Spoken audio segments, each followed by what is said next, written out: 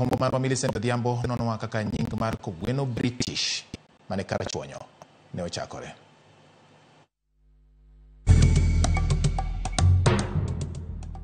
Ramogi, mana kaka pilendi chario manyen, arwaki e tielo machielo, e chenro ni mar Gwengewa.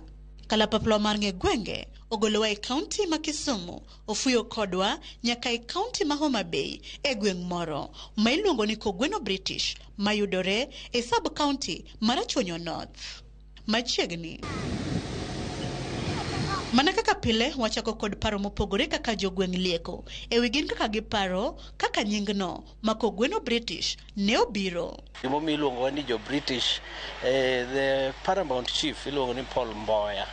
He was the first African chief mane odhi obet gi Queen Elizabeth the late e office kata e palace ne ma England kocha.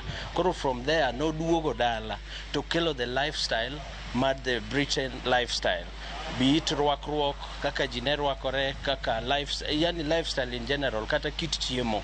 Koro ne ji ochako luongowa ni jo British kalure gi lifestyle. Even kizungu en gima ne yot e dhowa, karan sani kachako wacho kizungu tanya bago. Wadongo ka winjo kilongo ni Kogweno British, gimomiyo ni luongowa kamano. Wuonwa nohero gi jo British. Kata most of the things man dalawa kuondegi gin from picture man okaw from the British government. Koro man mane kaka ng'eyo maduong'. Kogweno British gin gi kopi wasungu. Gisiko ka giler gik ma gitimo chanore, mane momi iluongo gi ni Kogweno British. Gimomi iluongo jo Kogweno British ne en jaduong' ruoth kara chwonyo miluongo ni Paul Mboya Wuda Koko. Paul Mboya Wuda Koko emomiyo iluongo jo Kogweno British. Nikech Paulo Mboya ne ng'ama riek, kendo ne en ng'ama nodhi skul mar ariyo, ne en ng'ama ne sirikal oluoro. Kendo Paul Mboya kane jo British obiro e piny Afrika kama gidwaro ng'ato, to ng'ama ne gikawo mane jo British odhi godo, mane gineno kane en ng'ama riek, ne en Paulo Mboya. Bang' winjo pach jogweng' ewi kaka giselieko gino mademi dechak gweng' ni Kogweno British, wekoro wawinja nena kuku mar wach kotino kod nonro ewi kaka nying mar gweng' ma Kogweno British ne obiro kendo kaka nochakore mong'iyo kamano nyaka chieng' kawuono ni. Nying mar Kogweno British nowuok ka chief musomo moango dhi loka ne iluongo ni Paulo Mboya Wuda Koko, ruoth ma e budho kadero. En ema nodhi loka, to ka noduogo to jo British nowacho ni en ema romo. Koro en ema noduogo gi nying mar Kogweno British, kech en e chief moango dhi loka higa mar 30 wiye.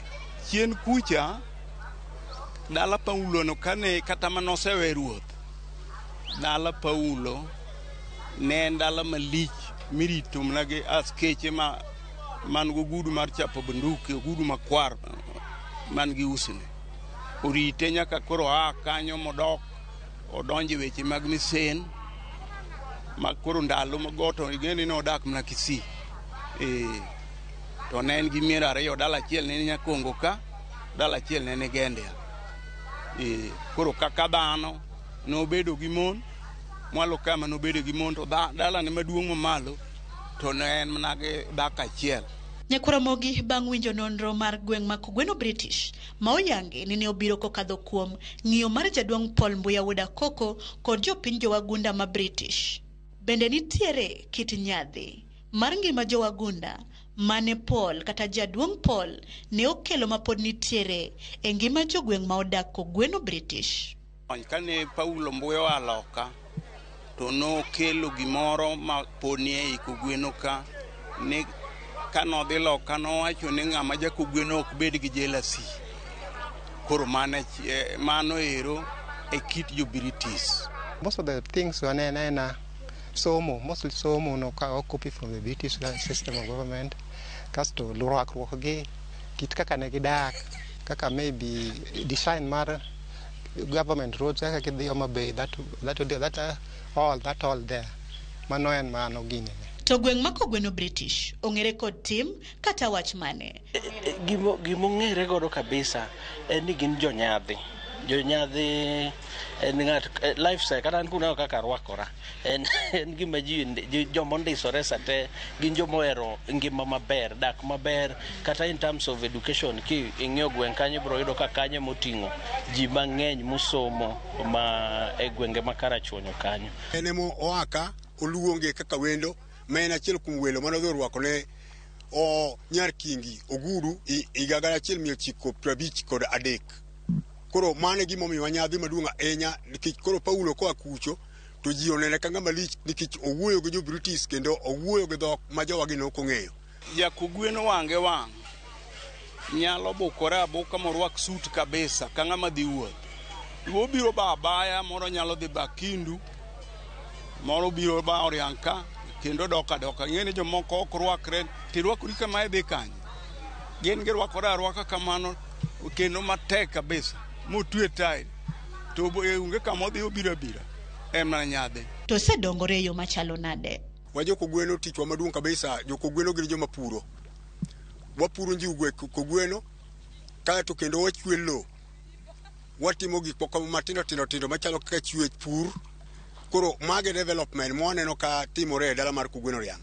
Kama iluongo no ndago ne chon ne nokete lek mane ji kwaye dhok to joma ne chon ahinya be ne iyude rech. Joma mine machon ne remo kanyo to yudo rech.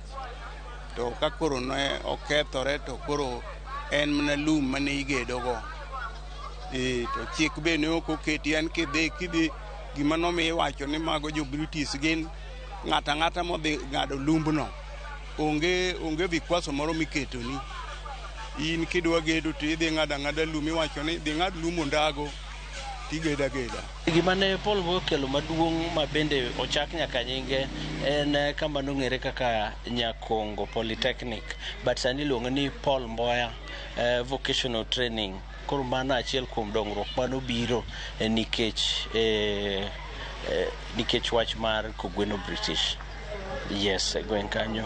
Chiro mantiere nitie chiro miluongo no Oyuma, nitiere skul bende iluongo ni Paul Mboya Secondary School, nitiere chiro Oyuma ma bende ni Kogweno British, kendo bende sani gima ber mano chako biro nikech Kogweno British en irrigation scheme kata wach mar oluch kimera ma bende better part of it okalo Kogweno British, kendo jowa sani timo agriculture makata kidhi gwenge ma Kital ibro yudo kipidhe mchele, ipidhe gik mopogore rabuon, rabolo.